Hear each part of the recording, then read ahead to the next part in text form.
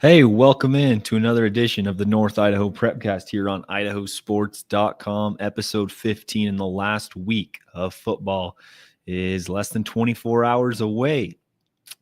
As always, this Prepcast is sponsored by Cornerstone Insurance, our great sponsor. And it's also always streamed on Facebook, YouTube, and X live and free. And if you want to catch it on the flip side, you're always able to tune into any of those platforms as well. It's also on Apple Podcasts and Spotify or wherever you may get your podcasts. Well, without further ado, let's bring on our co-host, Ryan Scaggs. How are you, man? 1 week left of football, and then we're diving straight into basketball.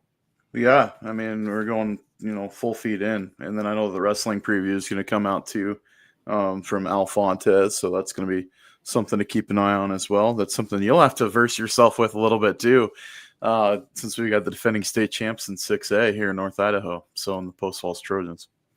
Yeah, that's something I am really looking forward to learning so much from you about the sport of wrestling. I mean, no, I don't even want to say I know enough to talk to you about it. I think it's going to be a great learning curve for myself. And then maybe I can teach you something about, I don't know, District 2 basketball. That's about it. Yeah, I mean, you're the insider down there in CIL. So, we're leaning heavy on you for letting to do the heavy lifting down in District 2. Absolutely. Well, basketball is underway. Girls is. Boys are still working through the amount of practices they can do before they are eligible. There has been a few results. Some of the ones, at least in my neck of the woods, Grangeville knocked down Melba last weekend. Prairie beat Nez Perce. Lewiston was the big win against Timberlake. Moscow beat Post Falls. What else have you seen around the area in girls basketball? Last night, Lakeland took down Lake City in girls basketball to open things up, the season opener for both those programs. That was a big win for the Hawks, which I think is going to be a pretty good team this year. We'll do a full basketball preview coming up in a few weeks. But, and then Sandpoint got a big win over Post Falls last night, too, 62-48. Sandpoint's going to be another team to keep an eye on. The Sandpoint in Lakeland last year just in a knockout, drag-out all season long, it seemed. And then, it's going to be, I think, more of the same. And if Lewiston enters the picture this year, I mean, the 5A IEL could be, absolutely dynamite. Must-watch basketball this year, at least on the girls' side. It could be a real good watch. So, it's going to be kind of interesting to see how things shake out this year. I know there's been some coaching changes around the area, which we'll touch on too. So, just stay tuned for those ones. They'll come up here after the Thanksgiving break. Yeah, lots of big coaching changes. That's quite an understatement. Yeah. All right. Well, that's our basketball segment of the day. 3 minutes in. We're done. Yeah. See you guys later. No.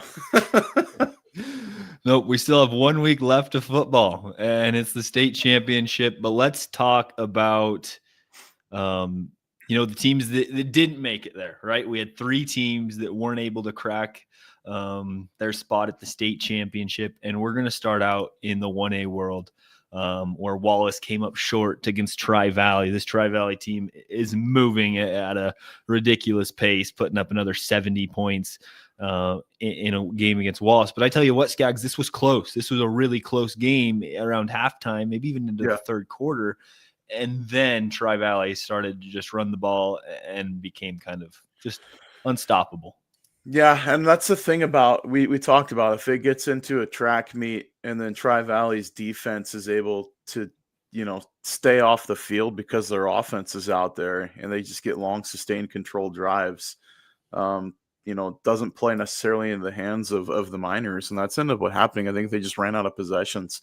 But if you look at the score sheet for that game, my goodness, just unbelievable what those two teams were able to do in that game. And Cooper Miller had himself a whale of a game again. And if you look at his season numbers too, as you kind of wrap things up, he had, I think it was over 4,800 total yards, 74 total touchdowns. It's either 74 or 78. I can't remember. It's a crazy, ridiculous, video game style numbers. And then Lennox Radford had a phenomenal season, and just so many good bright spots for that Wallace team. That's got a ton of sophomores and juniors on it. And, we talk about Kendrick coming down to 1A next year. What's what's the 1A landscape going to look like? You know, some of these teams are graduating some big name guys like, you know, Stockton Sears at Carey's going to graduate. And then you get, you know, Tri-Valley's going to lose a few guys. Then you look and at, move up you know, lose a few guys. Like Tri-Valley's going to be good again next year too.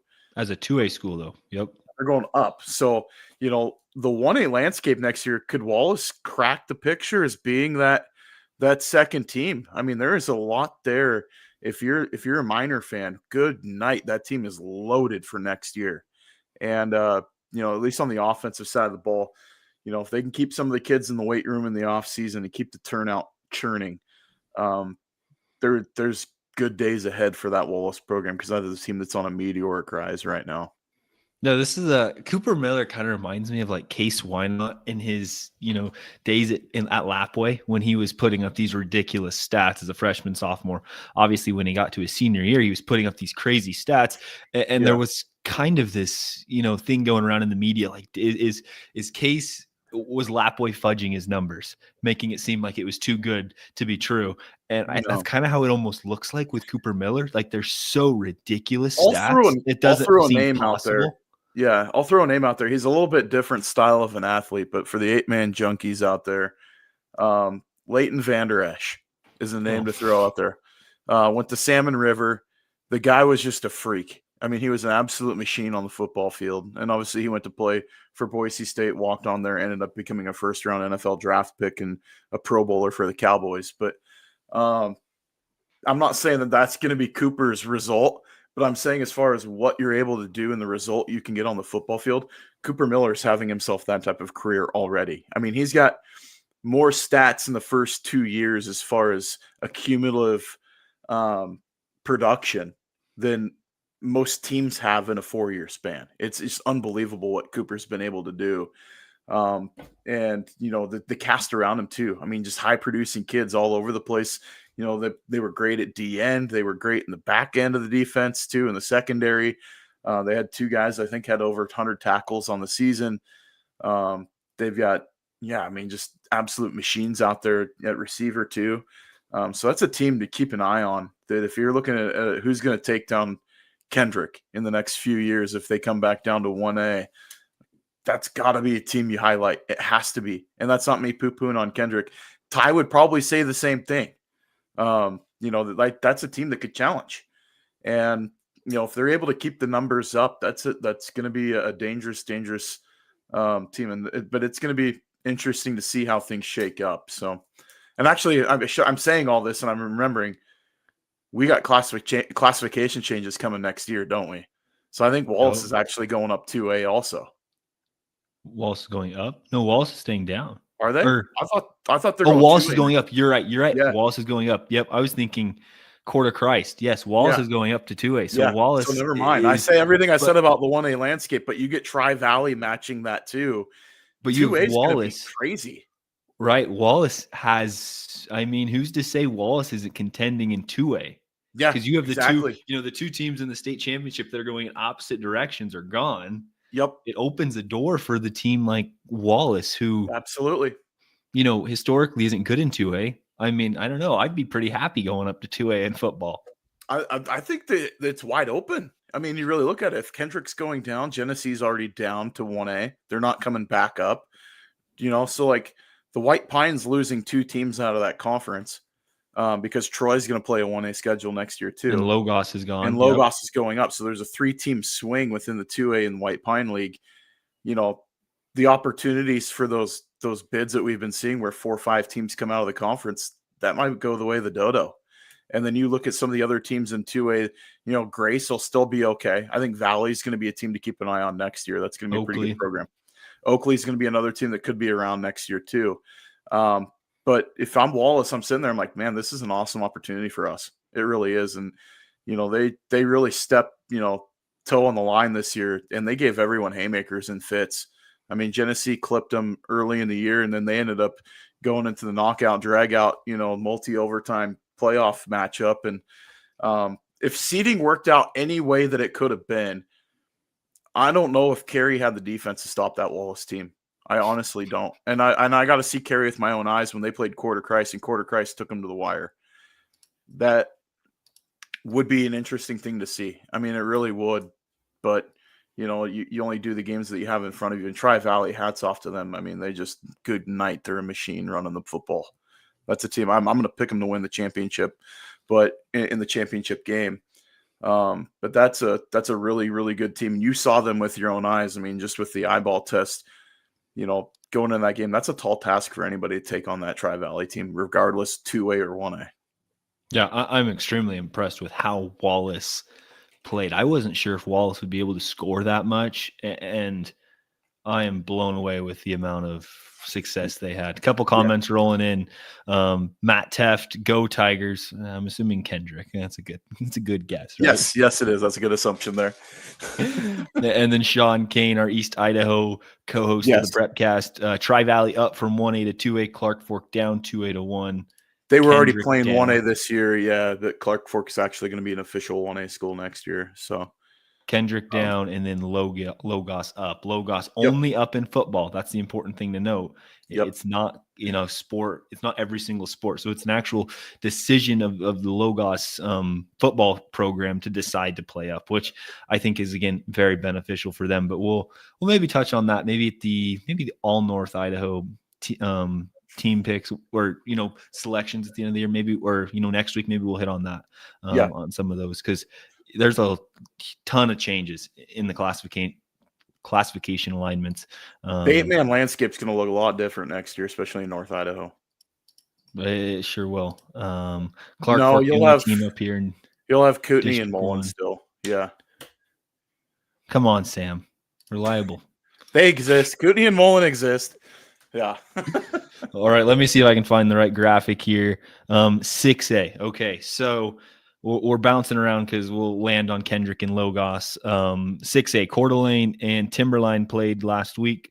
It was a really close game, but if you paid attention to Gem State game day, watched the game, or tuned into the Coeur d'Alene press, you would know it was kind of a wild game for Coeur d'Alene. Yeah. I mean, 6 turnovers is insane. That's not going to help you. And to still have a chance to win is remarkable. But you're also playing against a team that was missing their starting quarterback, who's a Division I athlete. You have another Division I athlete step in and do just as good, Hudson Lewis for Timberline. But what was your takeaway of Coeur d'Alene as a whole, and then also that game on Friday night or maybe Saturday? I don't remember. It was like a perfect storm of things that you can't have happen for Coeur d'Alene, and you just couldn't turn the ball over. And that was the thing. If you were going to be able to ball control, I think you come away with a victory against Timberline without Jack Brandt, their quarterback that's going to UC Davis. And then Hudson Lewis steps in from wide receiver to go to quarterback, does a pretty admirable job. I mean, that was he did what he needed to do to get the team the W. But, it's the first time Timberline has ever played in a state championship game. It was their first ever appearance in the semifinals. And they're going to have to do what? They got to play Rigby. So that's going to be the hard part for them. But Coeur d'Alene kind of had the table set, but, it was like I said, that perfect storm. You get 6 turnovers. That is just a hump that's so hard to overcome, to where you're giving 6 more opportunities on the for the other team's offense. And not necessarily if they have to score, but just to control the clock and not give you more chances to be able to punch it in the end zone. And that's what happened. I mean, it was rough. I mean, just to see kind of how that happened with the 4 interceptions, 2 fumbles for the Vikings. They were in Timberline territory. I think it was 6 times when they started drives. They were on Timberline's side of the field, and they just couldn't get it, get over the hump. And the defense did a very admirable job. I mean, that was the thing. They did what they needed to do to keep the score close, but just with the turnovers on the offensive end, that was kind of like handing the game away to Timberline. Mm-hmm. Yeah, no, and it was a team that we felt, I know you and I both felt very confident that Coeur d'Alene was going to win that game. And if you would have told me that Jack Brandt wasn't playing, I would have been like, holy cow, let's bet the house. Like I was very confident Coeur d'Alene was going to win, even knowing Jack Brandt was playing. Yeah, it was like doubling down on black. Absolutely. Yeah. Yeah. And so to see that happen, I was like, holy cow, that's surprising. But I think it's also a testimony to Timberline. Nobody's giving Timberline their flowers. We're still not giving Timberline their flowers as they're playing in the state championship game. But, I think it was a Timberline team that's just playing really well. And Coeur d'Alene just too many mistakes at the end of the day. And you also have all the injuries. Like, look at all the kids you're missing out on that could be playing in this game. But overall, I think Sean Amos would classify this season as a disappointment, not a disappointment, but unsuccessful. Yeah. Because that's just the standard that Coeur d'Alene's held to each and every year. Yeah. And that's the hard part too, is that you look at, the guys that they're going to lose from this team too. I mean, there's some heart and soul. That defense is just, they're going to graduate, and, it's next man up at that point, which I know there's a lot of young talent in that program that's going to be back.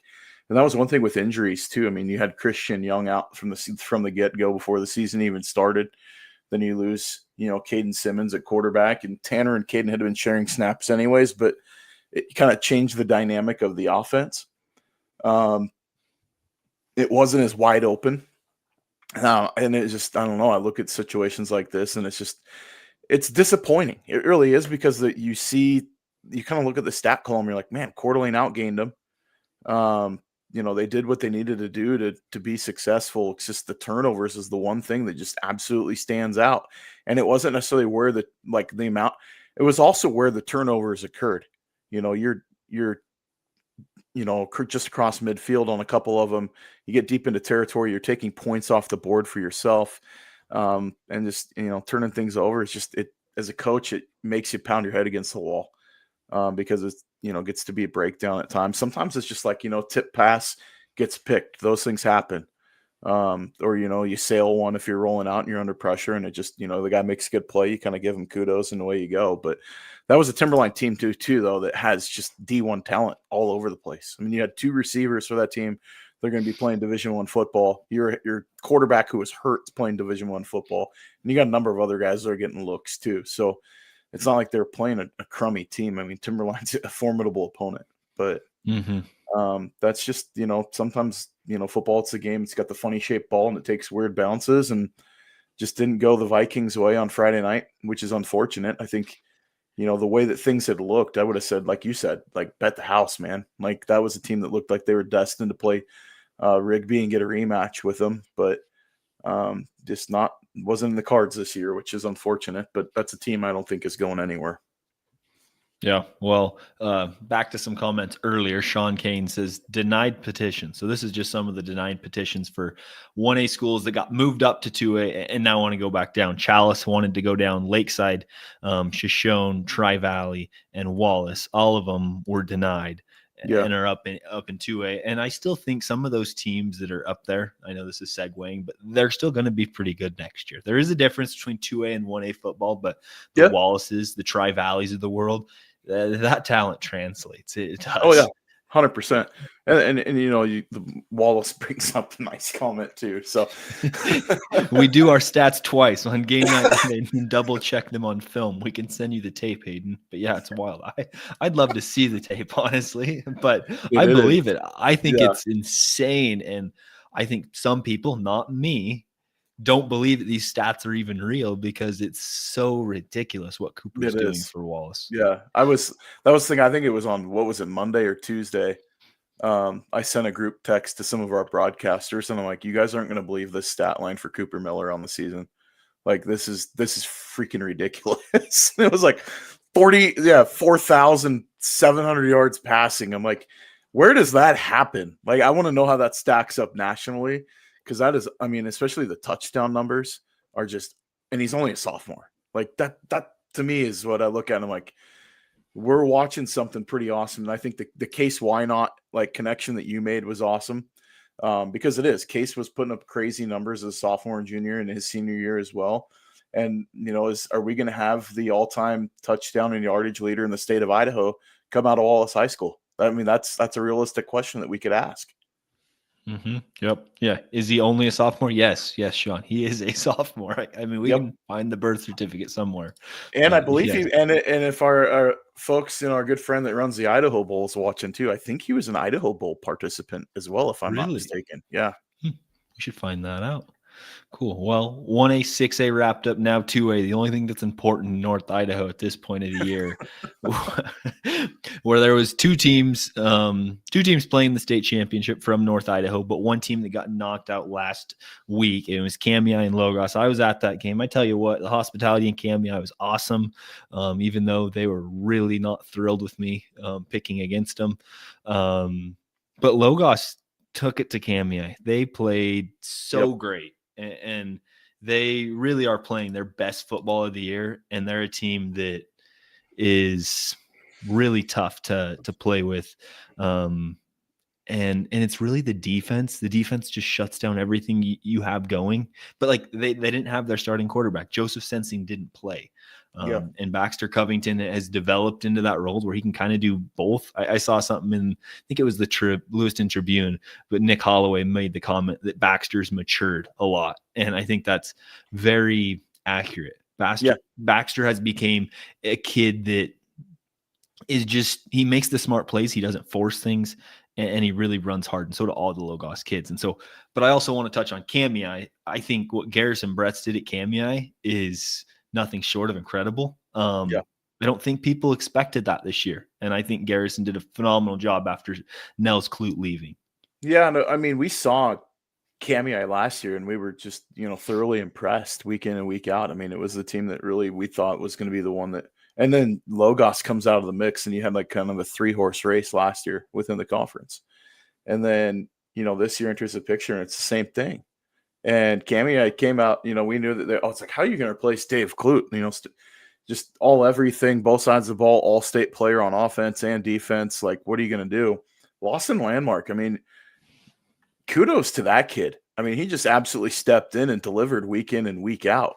And, the running game pacing with Everett Oatman and some of the other guys that they had on that offense too, just a phenomenal job from that group and a first-year coach to step into that role with a little bit of pressure of like coming out of a good season and you step in as a first-year coach. There's some pressure on you. Like, can you replicate this? And, I wouldn't say the cupboard was bare because I think we said last year, Brandon and I kind of doing our season recaps for each team.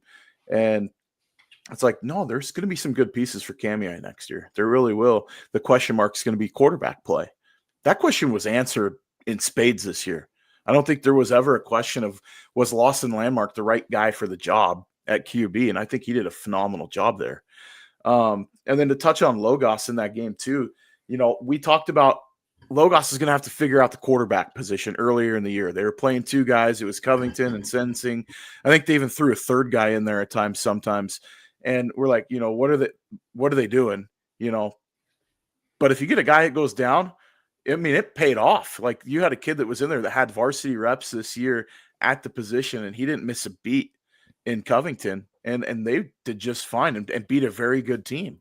I mean, there was, you said it last week that the game could have been closer than a lot of people were prognosticating. I think everybody was kind of dogpiling on Logos because of that defense, and is very good, and they looked very good, in your game. But it's just, sometimes like the things that you scratch your head about early on as a coach's decision, it comes off to make you better in the long run. And then that's, I think, the important piece to kind of take away from this. Coach Holloway did a great job getting a lot of reps for a lot of guys early in the season, and it's paid off late, especially if injuries show up. You're able to step in and it's just next guy up. Mm-hmm. Yeah, I mean, there was I've seen Henry Driscoll. He's a sophomore. He's Jack Driscoll's little brother. I've seen him get more reps in the last 2 weeks than I've seen him get reps all year. Like, he's played the third and fourth quarter of these last 2 games. And that might be the most playing time he's seen all year. I mean, at the varsity level, like, they're getting that kid a lot of reps, and he's the guy next year that steps in. And he's going to be a kid that's really exciting to watch. And like, Henry Driscoll's the guy that we're going to be talking about him in the next 2 years. I've got good word from some CIL coaches that they're going to be at the game on tomorrow night in the Dome. They're going to be there scouting Logos for next year. Just to see like what, I know that the 8-man game, they're going to be -3 on the field, but like, there's going to be a lot of talent. That's a team to keep an eye on. They still got football ahead of them this year, But for next year too, I mean, that conference just got really good picking up that Logos team in 3A next year. The CIL is going to have a more difficult schedule. It's going to help in the max preps. It's going to help everybody conference wide. And I can tell you what I know from after speaking with Coach Holloway. I can promise you the crazy formations that Logos puts together, they aren't going away. No. You're not going to see Logos line up in I formation or the wing T, maybe the wing T, but you're not going to see him line up in this simple formation in 11-man football. It's still going to be. You might see the A111 where it's like you got 11 guys on the line of scrimmage. Like, you may see it. You never know. They're going to test all these coaches, and that's what they pride themselves on. They do. They make you really challenge your football IQ, and that's partly why they've been so successful the last 5 years. But let's take a step back, Scaggs, and let's look at our picks to start the before the playoff started. You, me, Sean, Joel Richardson, as well as Max Oswald put together picks for who we thought would be the state champion in each classification. And if we go through here, you look at yours, your picks are, I mean, you're 50-50 right now. You're missing out on Fruitland, Westside, and Council. Council was a gamble that blew up my face. I thought that Fruitland and Westside were safe bets. I really did. You would think, right? You would think they're safe bets. Apparently not. I went risky on the Rocky Mountain pick, and to this day, I still don't feel confident about it. I never did, and I still don't. And then my pick of, Ryrie and Kimberly is still active, but as we look at this week's pick, I've switched mine. I have to go to Nampa Christian. I have jumped on that bandwagon more than I think most people can. And I think you're going to be invited to be like if they have a champions parade, if they win this weekend, you'll be invited to be the grand marshal. Yeah. I should be. I mean, I tell you what, I've been talking with Ian Johnson from Nampa Christian. Yeah, we're going to get me some gear. It's going to be. It's funny. I am. We have some comments. Between you and I, the funny part is that my last name's on that school. Yeah, I don't have a lot related to Nampa Christian. I'll be honest. I will say, I called a game for him. Last year with Grangeville, and it was the game before the state tournament. And I went and did a game there, and that was a bunch of fun. And they were all super great, and it was. Yeah. A good time calling the game on top of a Connex. Not quite as sketchy as Genesee, much more put together. they aren't renovating their. Is that what you're saying? What? You weren't in the back of a truck? No. It was nice. It was really cool. But I obviously get second dibs to the PA announcer, and it was a fun broadcast though. But a couple comments. Sean Kane, Westside was the safest bet at the start of the playoffs. I would agree. So too. Didn't work out well for me. And then, I'm going to be the guest speaker at Nampa Christian's parade this next week. You might be speaking at graduation too. You never know. Who knows what kind of motivation I've provided for those kids. Oh boy. And then my other pick was Kimberly. Kimberly was obviously the shocker coming off Fruitland. I think the Nampa Christian high, everyone kind of forgot that Kimberly won. Kimberly had the huge win against. That was a great pick looking back on it. Fruitland undefeated on the year. Kimberly played them early on, and Kimberly was able to, upset them, and they were just able to continue to. I mean, it was a 14-0 lead in the second quarter, and then it was tied up at 14, I think, at half. And Kimberly continued to just make plays and score and get the right stops that they needed to against, a Titus Vidlac team with Fruitland. They're just really good. Yeah. And I think they're going to have their hands full against a team like Homedale. But I do. Absolutely. I think Homedale showed up last weekend too in that win over Sugar. Oh man, that's another huge game that all of us picked wrong. Yeah, and that was just, you talk about a team that showed up at the right time when the lights were the brightest. Homedale looked like an absolute machine. And so what they were able to do against Sugar Salem, that's going to be a great ball game though. Homedale and Kimberly is going to be a fun game. And I think it's because Kimberly's playing on house money, and you're just going to see them with their hair on fire. That's going to be a really fun watch for a championship game. I'm excited to watch that game. I look at, some of the matchups. The 5A is going to be a great matchup between BK and Hillcrest. I think you get a lot of the name notoriety, right? The number 1 and number 2 teams to start the year are meeting in the championship game in that classification. You might see that in 2A too. We'll talk about that game in a minute, but and then all the other classifications, it was like, 1A was kind of like a mishmash. You had 4 teams that were all state, guys could see playing in the state championship this year. And it ended up being Carey was the favorite to start the year. They're there. Tri-Valley Council kind of shared the load there behind them. I think the body of work on the year for Tri-Valley and for Council were better than Carey's, in my opinion, and I might take heat for that one. But Carey did what they needed to do to beat Council. That was a great game. But yeah, Tri-Valley with their running game. The one thing I'll say, if I'll break down the 1A game real quick, because I saw Carey in my own eyes. Carey is great against the pass. If they have a weak spot, it's stopping the run. Well, guess what? Tri-Valley does very, very well. They don't pass. Yeah, they don't pass, man. They just run the rock and pound the rock in that game. It could be, you could be at halftime in 45 minutes, like in that matchup. The way Carey likes to run the ball too with Stockton, Sears, and then Wagner, running the ball for Tri-Valley. That's gonna be a great matchup. So you get some fun matchups in these championship games this year of like upstart teams. Teams that have been close but haven't been able to get over the hump or have gotten over the hump at least once, and that's Homedale. Kimberly's an upstart. Ryrie and Nampa Christian, finally you get the surprise. Blue Bloods out of the way, and it's like, all right, you get Ryrie, who hadn't made the playoffs in forever, Nampa Christian, who I don't know if they've ever played in a state championship game in football, like 2 teams that have a lot at stake right up front of just like getting firsts. And, that's an awesome. And then you get Kendrick and Logos, you get league opponents playing in a state championship game. There's some awesome matchups this weekend. Yeah, Sean Kane saying, I wish I picked Tri-Valley. I don't blame you. I think, honestly, Sean, I'll tell you this. I think Tri-Valley is the only team in 1A that I think can truly compete at 2A. Like, I've seen Carey. Yeah. I've seen Carey play. They got beat by Valley. They got beat by Valley, and Prairie beat Valley. And I'm not saying, Valley's a good team. Yeah. And then you also look at Council. Council lost to Kamiah, and that's a game I think both coaches think they both played pretty bad. But Tri-Valley, a fair assessment. I think Tri-Valley could really play. They lost to Adrian by 40. Grace lost to Adrian's a machine. Grace lost to Adrian by 40. Yeah. I just and that's just looking at stats, but I think Tri-Valley's off defense, and they're big enough. They're huge up front. Yeah. I think they would truly move people in 2A.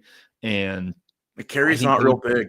They're not. And I think Tri-Valley's going to have a really hard time being stopped. I really do. I do. I think, honestly, like if I'm going to prognosticate scores, I'm going to take Tri-Valley and the over on whatever the point spread would be. I think Tri-Valley has the recipe. If they're on a good night, I mean, they're going to put up some points in that championship game. I don't know if it's going to look like Kendrick's game last year against Butte County, but it's going to be, I think Tri-Valley's it's going to be a no-doubter. Yeah, I would agree. Carey fans can hate me if they want. It's all right. Lane Kirkland, he gets to talk in an hour, or a few hours. So Lane can do the, brunt force for Carey. He doesn't talk about the North anyways. No, exactly. We're doing it. Sean Kane's cold hard picks right now. I am at the top. I don't feel I feel pretty good about it, but we're doing our best to. I got an outside shot at second. I don't think I'm going to be able to take first, but I can at least get second place. Yeah, it's fun, and we're glad we're able to, make these picks and make it a little more entertaining. We wouldn't have this engagement with, Wallace. We wouldn't have the engagement with, Nampa Christian. Yeah, Right. It's awesome that we can. We're the Prepcast that goes beyond just District 1 and 2 now, right? Bring in District 3 since there is no Treasure Valley Prepcast. Yeah. So awesome. Wallace saying we can confirm Tri-Valley is big. Yeah, they are huge. Yep. All right. I don't have a huge graphic like Brandon probably would, but I'll pull up this one. Kendrick, Logos, Scaggs. How do you think this game goes down? And how can everyone's picking Kendrick, right? Everyone and rightfully so. I mean, Kendrick is good. How does Logos win this game, and is it possible? You got to win the possession game. And what I mean by that is you have to sustain your drives, and you cannot come up empty-handed. Limit the amount of times that Kendrick's going to be able to touch the ball. The downside of that is you have to kick the ball to Kendrick. We've seen what Kendrick's able to do in special teams. I mean, they lead the state in kickoff returns for touchdowns over the last 4 years, and it's not even close. So that's a team that likes to run it back. So if you're Logos, lean on your front line. I mean, Peter Story is going to have to be a difference maker and just create havoc up front for Logos. He's got to be in Maddox Kirkland's face. You're going to have to get some pressure on him, dial up some packages, disguise some blitzes, that type of stuff to try to mess with things so you're not looking at such a soft zone to throw against. And then it's like you got to pick who are you going to stop, and then you got to double down on it. So if you're going to stop Ryan Stewart, stop Ryan Stewart. If you're going to stop, Nathan Twite, you got to take away the long ball on the outside, but you have to worry about Cade Silflo. So it's going to be your matchup. So you might not put your best corner in a situation where he's going to have double coverage behind him. You put him matched up with like the number 2 receiver, and then you run double coverage on the best receiver. That's going to be the way that you're going to get it done. Kendrick's, I think of all the situations to play Kendrick, you're playing him on turf. Yikes. Like that's not, you're going to have a bad day. Because that team speed is real. That team speed is unbelievable. Logos, I think, and I'll say this, they're the more physical team. They just play more physical football. You've seen them. I've seen them both. You've seen them both. That team gets after it. So it's going to be a great ball game. I think we're going to see a game like the first half that you had, a couple weeks ago when you had these two teams playing each other a month ago. It's going to be real similar. Yeah, I would agree. Sean Kane says Logos needs to get on the phone with Homedale, Nampa Christian, and Kimberly, and come up with the secret sauce to pull off an upset. That's right. I would agree. I think the other thing for Logos is they need to. They can't have self-inflicted penalties. When I've seen Logos struggle, it's when they get false starts and they get backed up to a 1st and 15 or a 2nd and 10. It's if they can continue to gain positive yards and move the line to gain shorter and shorter, they're going to have a chance because they did that. You got to play mistake free, and you got to be more physical than the other team. Like that's going to be their secret sauce. And it's totally on the table. I really think it is. Yep. Stephen Haney hit Maddox, and I'll wait for Stephen. And what? I don't know. And win, probably. That's his goal. For Kendrick, I look at it as Kendrick is. We talked about Logos playing with house money. Kendrick is in a tough game, in a tough environment. They're going to Moscow, which is obviously about 5 minutes away from Logos's camp. Yeah, Kendrick's 25 minutes from the dome too. Well, you're right. It'll be a packed game, but Logos it's technically in Latah County still. Kendrick is so. Kendrick, I think Logos has the home field advantage potentially if they want it. They have it, right? It depends if everyone's gonna. I don't want to say everyone's gonna show up, but like they have the capability to. I mean, it's kind of a hard excuse not to show up to the game. I mean, 100%. You can get there walking. So I think Kendrick doesn't have that advantage. As Logos can pack the stadium as much as you can, fill up the Kibbe Dome. Dude, the Tigers travel too, though, man. That place is gonna be rocking tomorrow night. I'm jealous that I don't get to be on the call, and I'm happy for you that you're there because that's going to be a whole lot of fun. It's going to be chaotic, and I mean, I've talked to both coaches, but I've talked to some of the assistant coaches for Logos after the Kamiah game, and they were.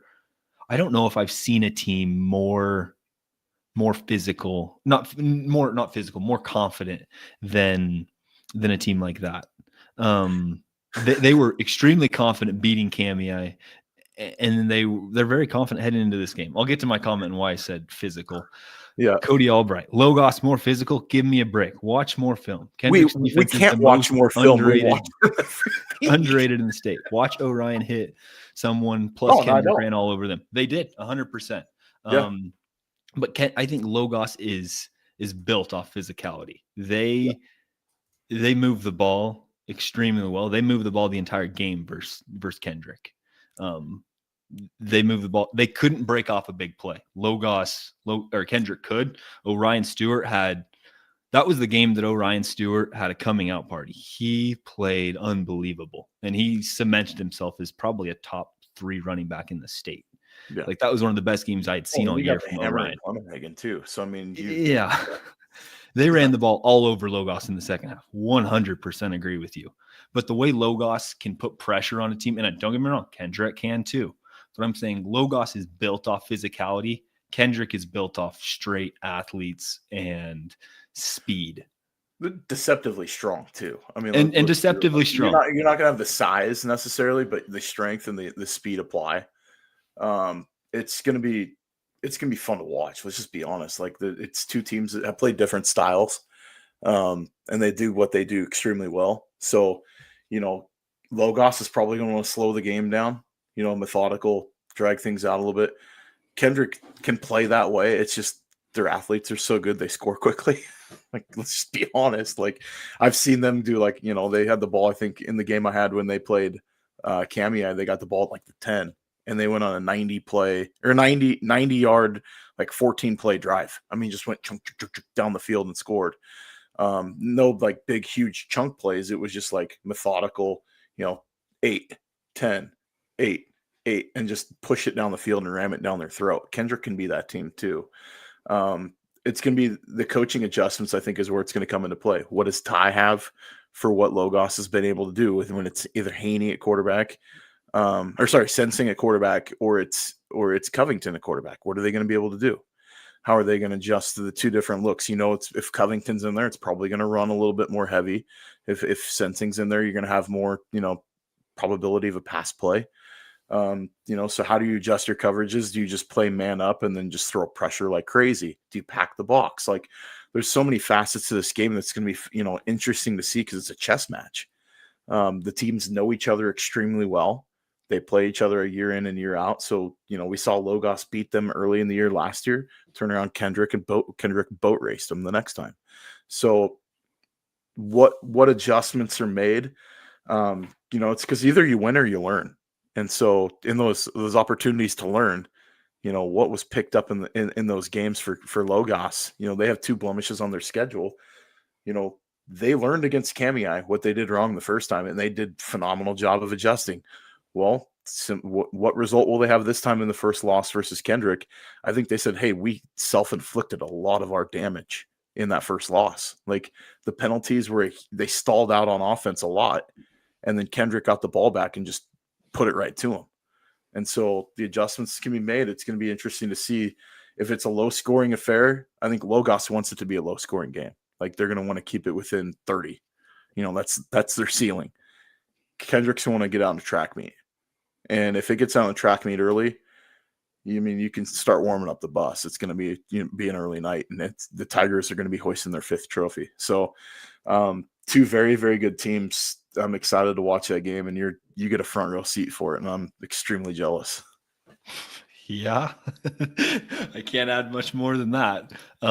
Stephen Haney says 3 touchdowns on the same run play in the second half. You are right. It was the same run play, meaning they ran the same play every single time, and Logos wasn't able to stop it.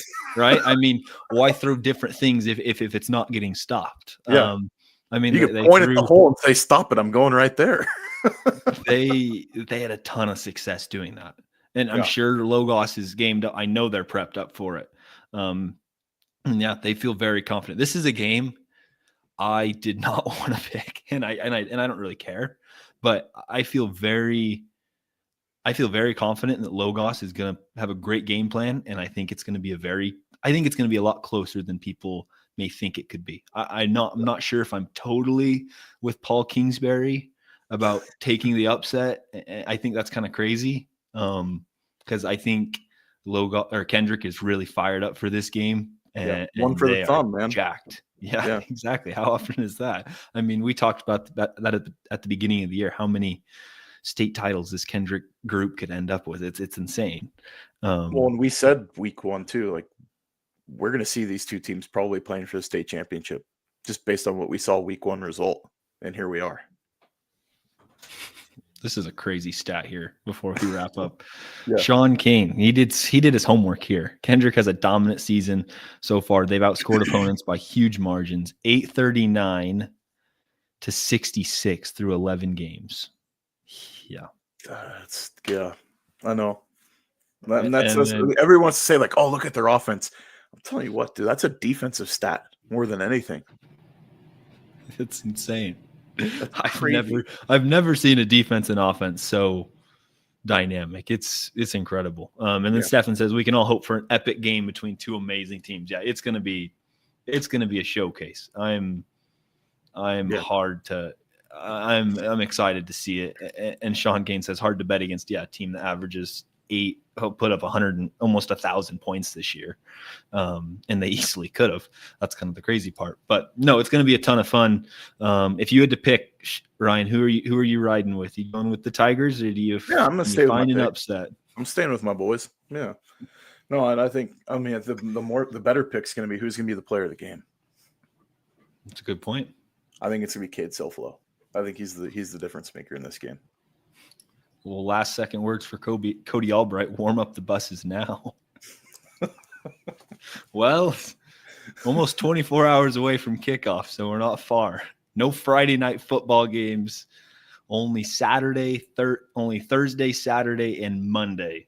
So a wild slate of football this week. Yep, but it'll be fun. So we got a lot of fun games, and you can catch them all here on IdahoSports.com. And next week we'll have the all North Idaho teams ready for you. And we got our homework to do. We do. It's going to be a longer weekend than we expected. I'm scratching my head. Nobody likes posting defensive stats anymore. So then we have to watch film, like Cody says, which we don't do. So yeah, which I've been doing, but okay. Thanks, Cody. Well, that'll be it for the North Idaho Prepcast. We hope you guys tune into all the state championship games across the way this weekend, and we will catch you guys next week. As for Ryan Scaggs, I'm Hayden Uhlenkott. See y'all later.